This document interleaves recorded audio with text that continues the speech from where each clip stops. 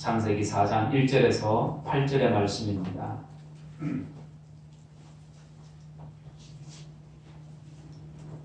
창세기 4장 1절에서 8절의 말씀.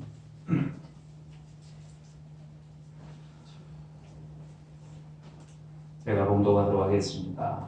아담이 그의 아내 하와와 동침하며 하와가 임신하여 가인을 낳고 이르되 내가 여호와로 말미암아 등남하였다 하니라. 그가 또 가인의 아우 아벨을 낳았는데 아벨은 양치는 자였고 가인은 농사하는 자였더라. 세월이 지난 후에 가인은 땅의 소산으로 제물을 삼아 여호와께 드렸고 아벨은 자기도 양의 첫 새끼와 그 기름으로 드렸더니 여호와께서 아벨과 그의 제물은 받으셨으나 가인과 그의 제물은 받지 아니하신지라. 가인이 몹시 분하여 안색이 변하니 여호와께서 가인에게 이르시되 내가 분하여 함은 어찌 됨이며 안색이 변함은 어찌 됨이냐. 네가 선을 행하면 어찌 낯을 들지 못하겠느냐. 선을 행하지 아니하면 죄가 문 앞에 엎드려 있느니라. 죄가 너를 원하나 너는 죄를 다스릴지니라. 가인이 그의 아우 아벨에게 말하고 그들이 들에 있을 때에 가인이 그의 아우 아벨을 쳐 죽이니라. 아멘. 우리가 잘 아는 내용이죠. 가인과 이 아벨의 제사의 이야기입니다.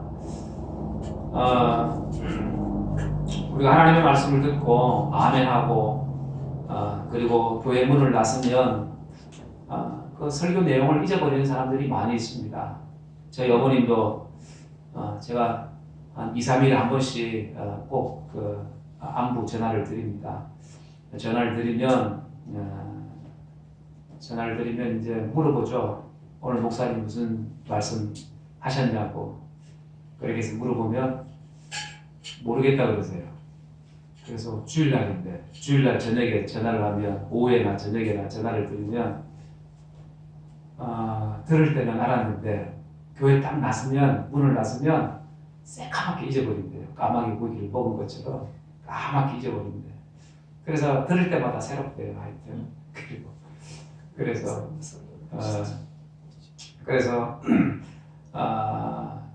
어떤 집사님이 그런 얘기 했잖아요. 교회만 가면 졸려서 어떻게 하면 안 좋을까 하고 바늘로 찔러도 보고 이렇게 눈에다가 성냥 해가지고 눈 이렇게도 이제 찔러도 보고 뭐 하여튼 해도 안 되는 거예요. 자꾸 잠이 오는 거예요. 그러니까 가만히 고민이 됩니다. 이러다가 사람들에게 은혜도 안 되고 이럴 바에 내가 차라리 교회 안 나오는 게 좋겠다. 그런 생각까지 들더랍니다. 그런데 어느 날 목사님을 보니까 맨날 주무시던 집사님이 잠을 안 자요. 그래서 이상하다 생각해서 집사님에게 조용히 물어봤습니다. 집사님 요즘에 잘 안 주무시는데 졸지 않는데 이유가 뭡니까? 라고 물어보니까 이 집사님 뭐라고 얘기하냐면 목사님 제가 집에 나올 때요 현관문을 안 잠그고 나와요 그러더래요. 그래서 항상 집 생각 때문에 졸음이 안 온다는 거예요.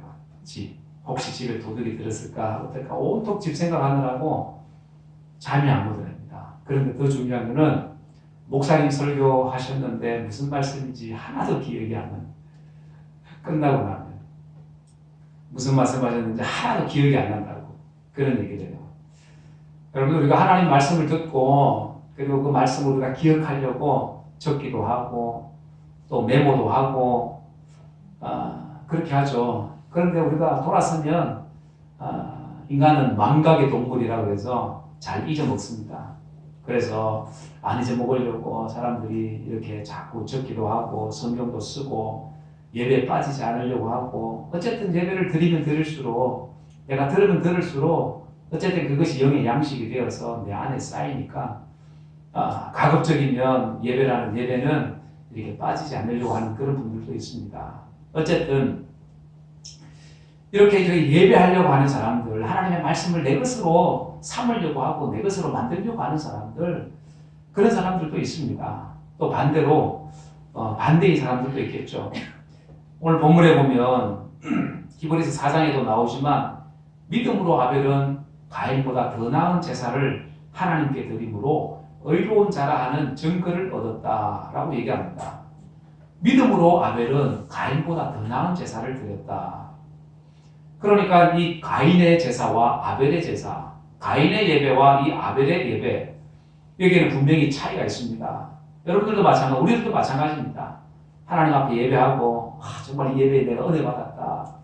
또 예배를 통해서 내가 큰 기쁨을 내가 맛보았다. 이런 분도 있지만 예배를 드렸는데 그 예배가 정말로 하나님이 받으시는지 안 받으시는지 그냥 형식적으로 내가 드린 것 같기도 하고 뭔가 아무런 감동도 없고 그냥 의무적으로 나와 앉아 있는 것 같고 이런 분들도 있고, 오늘 이 본문의 가인과 아벨의 제사를 보면 이 가인의 제사와 아벨의 제사, 가인의 예배와 아벨의 예배를 하나님께서 어떻게 받으시는가 우리가 알 수가 있죠.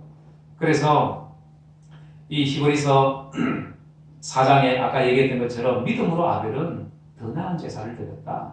더 나은 예배를 하나님 앞에 드렸다. 믿음으로.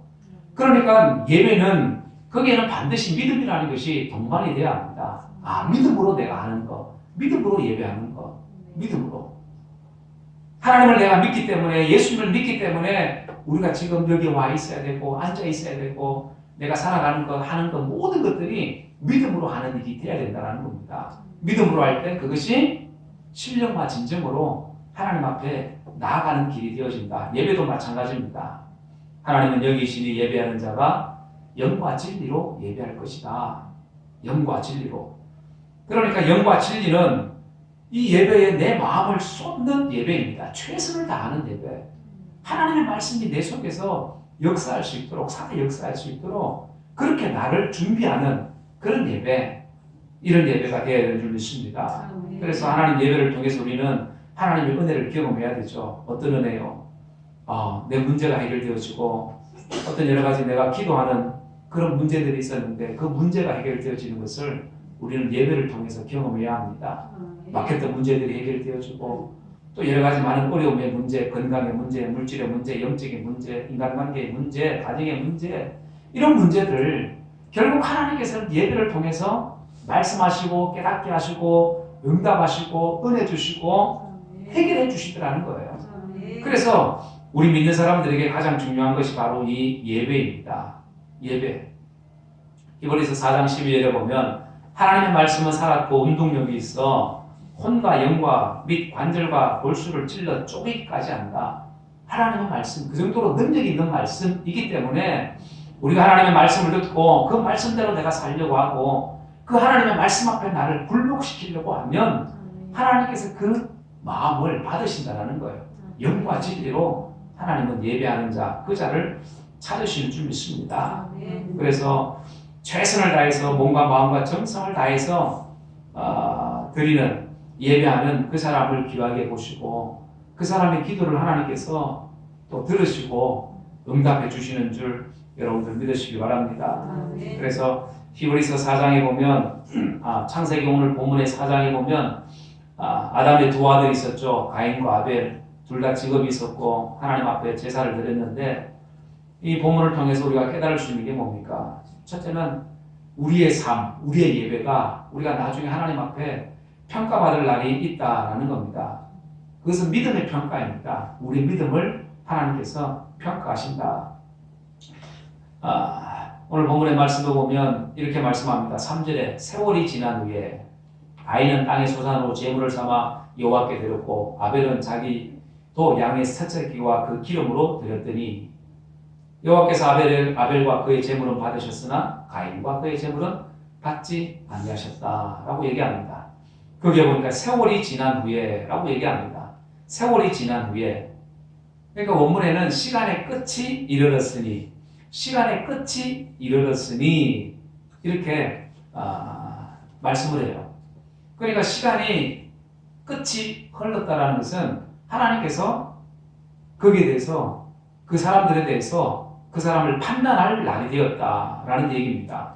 그러니까 가인과 아벨이 한두 번 예배를 드리고 제사를 드리고 하나님 앞에 판단을 받은 것이 아니라 어떻게 해요? 오랜 동안 그 예배의 삶, 제사의 삶을 살다가 하나님께서 세월이 지난 후에 시간의 끝이 이르러서 하나님의 심판의 때가 되어서 판단할 때가 되어서 이들에게 말씀하신 겁니다. 그때의 평가는 어떻습니까? 하나님께서 가인의 예배는 안 받으신 거예요. 가인과 가인의 제물, 그리고 아벨과 아벨의 제물은 받았습니다. 세월이 지난 후에 시간의 끝이 이르렀을 때에 하나님께서 우리의 예배를 하나님께서 판단을 하십니다. 그래서 내가 수십 년 동안 내가 예배를 했는데 그 예배를 하나님께서 판단을 하신다. 그래서 이렇게 막 파노라마처럼 필름으로 내 예배를 갖다가 이렇게 돌려보시면서 판단하실 때가 있다는 겁니다. 그 판단하실 때에 야, 어떻게 내가 예배를 드렸는지 녹화를 하고 있다. 나중에 우리가 하나님께서 녹화하신 것을 우리가 볼 날이 있다라고 생각을 하면 여러분들 어떻게 보면 우리의 마음이 뜨끔할 수 있습니다. 야, 내가 정말로 내 마음과 정성을 다한 예배가 아니라 아유, 그냥 내가 마지못해서 나온 그런 예배도 있을 거고 정말로 정말 하나님만 생각하고 말씀만 생각하고 그렇게 하나님 기쁨으로 내가 예배한 적이 있었는데 또 그러지 못한 예배도 있을 거고. 그런데 중요한 것은 뭡니까? 이 예배를 통해서 우리의 예배가 우리가 나아갈수록 나아져야 될 줄 믿습니다. 그래서 옛날보다는 과거보다는 10년 전보다는 지금의 예배가 지금의 믿음이 더 나아져야 된다는 겁니다. 더 나아져야 된다. 비록 연수가 짧을지라도 신령과 진정으로 드린 삶을 내가 살았다면 그런 예배를 드렸다면 그 예배는 하나님이 기뻐하시는 예배, 기뻐하시는 삶. 그런데 신앙의 연수가 오래되었지만 내가 그런 삶을 살지 못한 거야. 하나님을 예배하는 신령과 진정으로 드리지 못한 그런 예배를 드렸다면 하나님께서 기뻐하실 수가 없을 것입니다. 그래서 신앙의 연수가 중요한 것이 아니라 그 질이 중요하다는 거예요. 내용이 중요하다는 겁니다. 어떤 예배를 드리고 어떤 삶을 살았는가. 그리고 그때의 과거의 삶과 지금의 삶이 얼마나 많이 변했는가 보신다라는 거예요. 그래서 마태복음 19장에 보니까 먼저 된 자로 나중되고 나중된 자로 먼저 될 자가 많으니라 말씀합니다. 먼저 된 자가 나중될 수도 있다. 또 나중된 자가 먼저 될 수도 있다. 마태복음에 보면 달란트 비유도 나오고 품꾼의 비유도 나오죠. 타국에 갔더니 주인이 때가 되어 돌아와서 종들에게 뭘 얘기합니까? 이제 내가 셈하여 보겠다라고 얘기합니다. 셈하여 보겠다. 계산해 보겠다라는 얘기입니다. 열처녀 비유도 마찬가지입니다. 열처녀 비유에서 어리석은 다섯처녀를 향해서 슬피 울면서 바깥에서 이를 갈면서 슬피 울며 이를 갈 것이다 라고 얘기합니다. 그 얘기는 무슨 얘기입니까? 주인을 맞을 준비를 해야 되는데 신랑을 맞을 준비해야 되는데 그 준비가 안 돼 있는 거예요. 준비가. 우리가 하나님을 예배하고 그 예배자의 삶을 산다고 하지만 정말 하나님이 기뻐하실 만한 그 예배의 삶을 내가 살고 있는지 그 믿음의 삶을 내가 살고 있는지 우리가 한번 돌아보아야 된다는 겁니다. 그렇게 해서 우리가 나중에 주님께서 우리의 삶을 평가할 때에 우리의 믿음을 평가할 때에 여러분들 우리가 칭찬받는 이런 예배가 되고 그런 삶이 되기를 주의 이름으로 축원합니다. 그리고 또 하나님은 우리가 좋은 예배자가 되기를 원하신다. 가인도 아벨도 같은 제사를 드리고 했지만 그런데 중요한 것은 뭐예요? 그 예배가 어떤 예배냐라는 겁니다. 그 제사는 어떤 제사였냐? 오늘 우리의 예배가 어떤 예배인가? 비록 내가 집에서 드리는 개인 예배라도 할지라도 그 내용이 중요하다는 거예요. 또 교회 나와서 우리가 예배할 때도 마찬가지입니다. 그 예배가 어떤 예배냐라는 겁니다.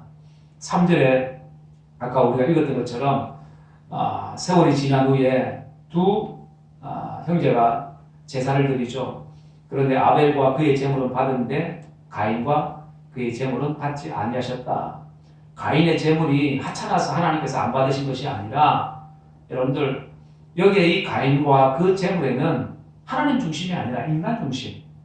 반대로 아벨의 제사는 무엇입니까? 하나님 중심이었잖아요. 뭘 생각해도 하나님 먼저, 하나님 우선, 하나님의 영광을 위해서 그런 삶을 살았고 그래서 가인은 어디요? 4절에 아벨은 자기도 양의 첫 새끼와 그 기름으로 드렸다. 첫 새끼와 그리고 그 기름으로 드렸다. 거기 보면 우리가 알 수 있는 게 뭐냐면 이 아벨의 제사에는 항상 하나님 중심이라는 하나님을 먼저 생각하는 이런 마음이 있었습니다. 그런데 이 가인은 그 제물도 자기 자신도 하나님 중심이 아니라 자기 중심, 인본주의적인 이런 예배가 되고 이런 삶을 그가 살았습니다. 그러니까 하나님 먼저가 아니라 자기가 먼저가 된 인생. 그런데 아벨은 자기가 먼저가 아니라 하나님 중심, 하나님 먼저. 내 일은 둘째고 하나님 일이 첫째고. 그렇게 생각하는 사람이 바로 이 아벨이었습니다. 그러니 당연히 하나님 보실 때에 아벨의 제사를 하나님이 기뻐하시겠죠. 오늘 우리도 마찬가지입니다. 어떤 중요한 일이 있을 때 하나님 중심이 되면 내 예배나 내 삶이 하나님 보실 때 기뻐하실 만한 이런 하나님 중심의 사람이 되지만 그런데 내 거 먼저 하고 그 다음에 내가 하나님의 길을 갈 거야. 이렇게 우선순위가 바뀌게 되면 여러분들 가인의 모습이 될 수 있다. 우리는 기억을 해야 됩니다. 그래서 가장 첫 것을 하나님 앞에 먼저 드렸던 이 아벨의 제사, 만물을 드리는 이 첫 것이라는 것, 만물이라는 것은 최상의 것이라는 의미도 있습니다. 최고의 것, 최고의 것, 첫 것, 온전한 것 이런 것들을 이 아벨이 드렸습니다. 그 마음의 자세도 중요했습니다. 마음의 자세도 하나님 중심. 그런데 자기 중심은 아벨의 제사, 가인의 제사였습니다. 가인. 자기 중심대로, 자기 기분대로 하나님을 섬겼던 것 같습니다. 그러니 하나님이 받으실 수가 없으신 거죠. 그러나 아벨의 제사는 하나님 받으십니다. 하나님께서 사람을 만든 목적도 이사야 43장에 보면 하나님이 영광을 받으시기 위함이다 라고 말씀합니다. 찬송 받으시기 위해서 하나님께서 우리 인생을 창조하셨다. 영광 받으시기 위해서. 그러면 영광 돌리는 삶을 우리가 살고 있는가? 우리가 한번 생각해 봐야 되겠죠. 그렇게 살아간다면 여러분들 우리는 좋은 예배자가 됩니다. 하나님 앞에. 그러나 하나님 앞에 우리가 영광된 삶을 살지 못하면 우리는 부족한 인생을 살고 있는 거죠. 근데 더 중요한 건 뭡니까? 내가 지금 부족하기 때문에 내가 좀 더 나은 예배를 드리고 나은 예배자의 삶을 살아야 되겠다라고 하는 이런 결단, 여러분들 이런 결단이 오늘 우리에게 있어야 되는 줄 믿습니다. 그러니까 하나님께서 우리를 인정하신다. 하나님이 인정하시는 좋은 예배자가 되는 줄 믿습니다. 이런 예배자가 바로 오늘 하나님이 찾으시는 예배자입니다. 아벨의 제사가 바로 아벨의 제사가 하나님이 찾으시는 제사였습니다. 예배였습니다. 오늘 우리의 예배가 바로 이러한 예배가 되어야 된다. 이 받으셨다라는 거 하는 것은 그 의미 속에는 또 이런 의미가 있더라고. 받으셨다. 하나님이 이 아벨의 제사를 받으셨다. 인정하셨다. 이런 의미가 있습니다. 하나님은 아벨의 제사를 인정하셨다. 아벨의 삶을 인정하셨다. 예배자로서요, 내가 너를 인정하겠다. 이런 의미입니다. 오늘 하나님이 우리 보실 때에 내가 너를 인정하겠다. 이러한 하나님이 인정하시는 예배자가 되기를 주의 이름으로 축원합니다. 또 세 번째는 참된 예배자의 삶을 살지 못한 인생은 망할 수가 있다는 겁니다. 가인의 마지막이 어떻게 됩니까? 결국에는 하나님 앞에 버림을 당하게 되죠. 살인자가 되어집니다. 가인과 그의 재물은 받지 아니하신지라. 받지 않은 그 결과가 뭡니까? 설마 했겠죠. 처음에는 내가 이렇게 한다고 이렇게 끝으로 볼 때는 전혀 차이 나지 않는 그 제사입니다. 인간의 생각에는 가인 자신도 드렸지만은 기쁨으로 드리지 못했을 것 같습니다. 그런데 하나님이 받으시는 제사인지 예배인지 누가 제일 잘 알까요? 자기 자신. 가인도 분명히 알았을 겁니다. 내가 드리는 이 제사가 내가 신령과 진정으로 드리는 제사인가 아닌가 본인이 잘 알았을 거예요. 그런데 하나님께서 막상 내가 너의 제물은 받지 않겠다. 그리고 가인과 너의 제사 안 받고 내가 아벨과 아벨의 제사는 내가 받겠다. 이 말을 들으니까 막상 그 얘기를 하나님으로부터 들으니까 어떻게 해요? 안색이 변하고 그 속에서 막 화가 올라오고 질투가 생기게 되고 그렇게 해서 결국 그 아우를 쳐 죽이게 됩니다. 여러분들 오늘 우리도 마찬가지입니다. 우리 믿음의 사람들도 아무리 우리가 믿음으로 산다고 하지만 여러분들 우리 속에도 이런 아벨의 마음이 아니라 가인과 같은 이런 마음들이 우리에게도 있습니다. 시기하고 질투하고 여러분들 우리가 칼로 사람을 죽여야만 살인이 아니라 영적으로 마음속으로 생각 속으로 살인하고 이런 경우가 얼마나 많은지 모릅니다. 그러니 오늘 이 말씀을 통해서 우리가 다시 한번 깨달을 수 있는 건 뭡니까? 이 아벨을 우리가 아벨의 제사를 통해서 하나님은 정말로 참된 예배자가 되지 못할 때에 우리의 인생이 그 마지막이 안 좋을 수 있다는 거예요. 한 번, 두 번 해가지고 아유 우리 망할 거야 이게 아니라 그 삶의 전체를 하나님께서 보시고 그 마지막을 하나님께서 판단을 하시는데 그 판단이 어떤 판단이에요? 그 사람이 망할 수 있는 그런 망하게 될 수도 있다라는 것을 우리는 기억해야 합니다. 그래서 하나님께서 기뻐하시는 예배, 기뻐하시는 제사, 하나님의 영광이 드러나는 여러분들 이런 제사가 돼야 됩니다. 이런 예배가 돼야 된다. 그래서 출애굽기 40장에 보면 하나님께서 모세를 통해서 성막을 지으라고 말씀합니다. 그 성막이 완성되고 나서 하나님의 영광이 성막에 가득했다, 충만했다 이렇게 말씀을 해요. 그것을 쇠키나라고 합니다. 쇠키나. 하나님의 영광이 가득한 성막, 하나님께 드리시는 그 예배, 그런 예배를 하나님이 정말로 기뻐하시고 받으시는데 오늘 우리도 마찬가지죠. 우리의 몸이, 우리의 마음이, 우리의 정성이, 우리의 생각 전부가 정말 하나님의 말씀, 하나님만을 바라보고 의지하고 하나님을 내가 예배한다라고 하는 여러분들 그런 예배가 되어질 때에 하나님 우리를 예배를 축복하시고 그 인생이 하나님 앞에 복을 받는 인생이 되는 줄 믿습니다. 그래서 예배의 성공자가 결국에는 그 인생도 성공할 수 있다는 거예요. 예배의 성공자, 세상에서 출세했다고 해서 하나님께서 그 사람을 성공자로 보는 게 아니라 하나님 앞에 성공한 자, 하나님 앞에 영적으로 예배에 성공한 자가 결국 그의 인생도 성공하게 되는 줄 믿습니다. 하나님께서 성공했다, 네가 잘했다고 해야지 그것이 성공이지 아무리 세상에서 부귀영화를 누린다고 해서 그것이 성공일 수가 없습니다. 사람의 성공과 하나님께서 보시는 그 성공은 다르다는 것을 우리는 기억해야 합니다. 7절 말씀에 이렇게 얘기하죠. 가인이 불이 나서 안색이 변하고 씩씩거리니까 하나님께서 이 가인에게 얘기합니다. 야, 네가 선을 행하면 어찌 낯을 들지 못하겠느냐. 그가 선을 행하지 못한 거죠. 하나님 앞에 사람 앞에 선을 행하지 못한 거죠. 바른 삶을 살지 못했던 거죠. 하나님 앞에 예배하는 삶을 살지 못했습니다. 형식의 삶, 가식적인 삶을 살았겠죠. 그래서 하나님께서 네가 선을 행하면 어찌 낯을 들지 못하겠느냐. 선을 행하지 아니하면 죄가 문 앞에 엎드려져 있느니라. 죄가 문 앞에 엎드려져 있다. 여러분들 죄가 문 앞에 엎드려졌다라는 말이 뭘까요? 문만 열면 죄가 있다라는 거예요. 문만 열면 그 정도로 죄가 누구에게 가깝게 나에게 가깝게 와 있다라는 겁니다. 문만 열면 죄가 있으니까. 그래서 선을 행하지 않으면 낯을 들지 못하겠느냐? 당연히 선을 행하면 낯을 들게 되겠죠. 선을 행하지 못하니까 하나님 앞에도 여러분들 부끄럽게 되는 거고. 그래서 죄가 문 앞에 엎드려져 있다. 선을 행하지 않으면 하나님의 말씀대로 살지 못하고 하나님 기뻐하시는 그 삶을 우리가 살지 못하면 죄가 네 문 앞에 있다. 그래서 죄를 짓기가 너무나도 쉽다라는 겁니다. 그러면서 하는 말이 뭐예요? 죄가 너를 원한다 라고 얘기합니다. 죄가 너를 유혹한다, 미혹한다. 지금도 죄가 너를 넘어뜨리려고 한다.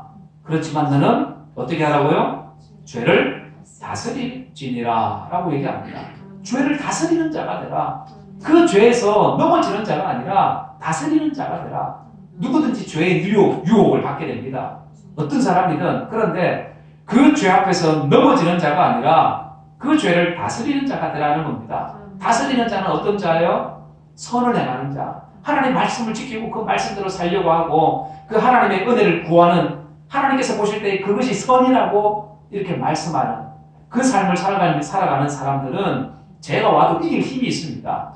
왜요? 하나님께서 그 힘을 주시기 때문에, 하나님의 말씀이 하나님께서 함께 하시기 때문에 죄와 죄를 싸워서 이길 수가 있습니다. 다스릴 수가 있습니다. 그런데 아벨은, 가인은 그러지 못한 겁니다.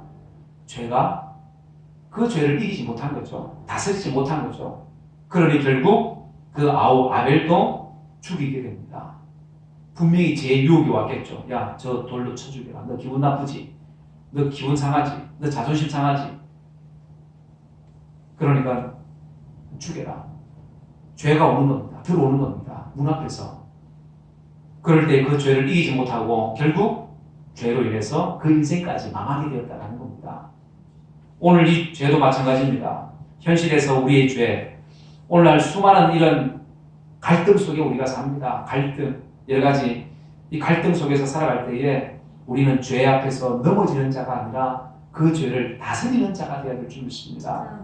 다스리는 자가 돼야지 우리의 인생이 안 망한다는 겁니다. 한두 번 내가 잘못해서 그것 때문에 망하는 것이 아니라 하나님께서 그 인생의 전부를 보고 계산할 때가 되어서, 심판할 때가 되어서 그때 우리를 달아보시는 거예요. 그래서 달아보실 때에 함량이 미달되면 어떻게 돼요? 매매매매 되게 무바르신, 내가 죄어보고 달아보니까 안 된다는 거예요. 하나님의 그 저울에 미치지 못한다는 거예요. 그럼 어떻게 돼요? 그 인생은 망하는 인생이 될 수 있다는 거예요. 망하는 인생. 우리는 하나님 앞에 망하는 인생이 아니라 하나님께서 인정하시는 인생이 되어야 되는 줄 여러분들 믿으시길 바랍니다. 그래서 마태복음 13장에 보면 예수님도 알곡과 가라지 그 비유를 말씀하면서 종들이 주인에게 그 얘기하잖아요. 곡식이 자라는데 알곡하고 가라지하고 같이 자라니까 우리가 저 가라지를 갖다가 뽑아버립시다. 그러니까 주인이 뭐라고 그래요? 야, 가만둬라. 추수 때까지 가만둬라. 그때 뽑겠다라는 겁니다. 추수 때가 언제예요? 추수 때가 마지막 때잖아요. 마지막 때. 하나님께서 심판할 때, 하나님께서 우리를 심판합니다. 언제요? 마지막에 심판하실 때 알곡과 가라지를 그때 구별하겠다는 거예요. 그러니까 우리에게는 아직까지는 뭐가 있어요? 기회라는 게 있습니다. 기회라는 것이. 그래서 하나님의 추수 때가 가까이 오면 가까이 올수록 하나님은 예배하는 자를 찾으십니다. 영과 진리로 예배하는 사람, 그 한 사람을 한 사람을 찾으시고 그 사람을 통해서 하나님은 일하시고 그 사람을 통해서 하나님은 복을 주시고 그 사람을 통해서 하나님은 영광을 받으십니다. 그래서 우리는 하나님을 보실 때에 기뻐하실 만한 예배자가 되어야 됩니다. 하나님 기뻐하시는 예배자, 그 예배자를 오늘도 하나님은 찾으십니다. 하나님은 우리를 예배 한두 번 잘못 드렸다고 해서 우리를 책망하시는 분이 아니라, 또 한두 번 잘 드렸다고 해가지고 칭찬하시는 분이 아니라 지금까지, 그때부터 옛날부터 지금까지를 계속해서 하나님은 지켜보시는 거예요. 그래서 우리는 기회라는 게 있습니다. 그래서 늦었다고 할 때가 어떻게 보면 가장 빠르다고 얘기합니다. 그래서 어제보다는, 과거보다는 더 나은 제사, 더 나은 예배를 우리는 하나님 앞에 드려야 합니다. 그 그런 예배자가 될 때, 하나님 기뻐하시는 예배자가 될 때 우리는 우리 인생도 성공하게 되고 하나님께서 인정하시는, 또 하나님께서 쓰시고 축복하시는 그런 믿음의 삶을 우리가 살게 되는 줄 믿습니다. 이런 믿음의 삶을 살아서 마지막 때까지, 주님 오실 때까지 우리의 믿음이 변치 아니하고 흔들리지 아니하고 세상과 죄와 싸워 이길 수 있는, 그렇게 하나님 앞에 영광 돌릴 수 있는 이런 믿음의 사람들이 다 되어지기를 주 예수의 이름으로 간절히 축원합니다. 기도하겠습니다. 이 시간 우리 말씀을 생각하면서 여러분들 한번 기도합니다. 사랑하는 여러분들, 주님은 우리에게 말씀합니다. 네가 선을 행하지 아니하면, 네가 선을 행하면 어찌 낯을 들지 못하겠느냐. 선을 행하지 아니하면 죄가 문 앞에 엎드려 있다. 죄가 너를 원하지만 너는 죄를 다스릴지니라. 이렇게 가인에게 말씀합니다. 오늘 우리에게 하시는 말씀입니다.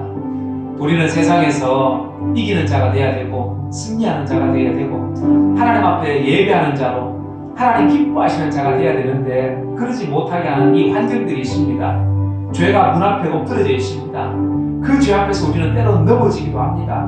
그렇지만은 그러나 하나님께서 그것 때문에 우리를 너는 안 된다라고 이렇게 하나님 말씀하시는 것이 아니라 그것을 통해서 다시 일어나기를 원하시고 더 나은 예배자가 되기를 원하시는 것이 바로 하나님의 뜻인 줄 믿습니다.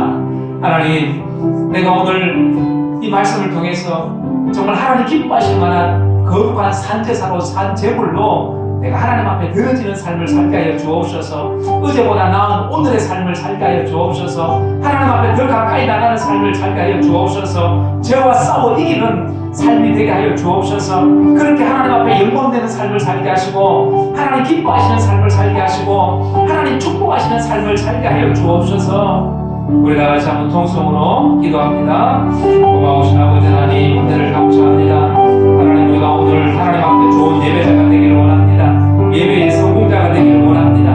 하나님께서 함께 하실 수밖에 없고 축복하실 수밖에 없는 그런 복된 삶을 우리가 살기를 원합니다. 그러나 세상 환경은 우리를 쉽게 그냥 내버려주지 않습니다. 우리를 유혹하고 괴롭히고 우리를 힘들게 하는 이 세상에 떠오르는 이 죄와 죄의 유혹과 이런 여러 가지 많은 것으로부터 싸워 이길 수 있는 우리의 믿음 되게 하여 주옵소서. 하나님 함께 해주시기 원합니다. 하나님이 도와주시기 원합니다. 붙들어 주옵소서. 하나님의 사랑하는 신령들에게 힘을 다하여 주옵소서. 주님이 주시는 그 힘이 필요합니다. 그 능력이 필요합니다. 아버지님 도와주옵소서. 내가 할 수 없는 그 일도 주님 아버지 하나님이여 주님 하시는 줄 믿사오니 우리가 주님을 의지하고 나갈 때에 하나님 우리에게 힘을 다하여 주시고 은혜를 다하여 주시고 능력으로 축복하여 주옵소서. 하나님 도와주시옵소서. 하나님 인도하여 주옵소서. 하나님 응답하시고 역사하여 주옵소서. 살아계신 아버지 하나님, 은혜를 감사합니다. 하나님, 하나님의 주소의 때가 가까이 왔습니다. 하나님은 지금도 신실한 신령과 진정으로 영으로 예배하는 하나님의 예배자를 찾고 있는 줄 믿습니다. 하나님 또한 그 예배를 통해서 또한 우리를 평가하실 때가 분명히 올 것입니다. 하나님, 우리 사랑하는 시민들 무엇보다 하나님 앞에 아버지 하나님이 하나님 앞에 영광 돌리는 좋은 예배자가 되기를 원합니다. 하나님 도와주옵소서. 우리는 망하는 자가 아니라 하나님 성공하는 자가 되어야 합니다. 하나님 기뻐하시는 자가 되어야 되고 하나님 앞에 영광 돌리는 자가 되어야 합니다. 하나님 그렇게 할 때에 하나님 우리의 삶에 아버지 하나님께서 축복하시는 놀라우신 은혜가 있는 줄 믿습니다. 하나님 도와주옵소서. 죄가 문 앞에 엎드려져 있다고 합니다. 하나님, 우리가 이 세상을 바라보면 우리가 아버지 교회를 벗어나면 세상에 너무나도 많은 죄악들이 있습니다. 하나님 그 죄와 싸워 이기는 자가 되게 도와주옵소서. 하나님 죄 앞에서 넘어지는 자가 아니라 하나님이여 이 세상과 싸워 이기는 자가 되게 하시고 어둠의 세력 각한전의 역사와 싸워 이기는 하나님의 거룩한 백성들 되게 하여 주옵소서. 그렇게 예배의 성공자가 되고 하나님 우리 인생이 하나님 앞에 인정받는 하나님의 사람, 믿음의 사람들이 되어서 우리 하나님께서 함께 하실 수밖에 없고 축복하실 수밖에 없는 그러한 복된 삶을 살게 하여 주옵소서. 하나님 그러한 믿음으로 하나님 앞에 영광 돌리는 우리 모두가 되게 하여 주옵소서. 주께서 함께 하심을 믿고 감사드리올 때에 거룩하신 예수님의 이름으로 간절히 기도드리옵나이다. 아멘. 주님 감사합니다.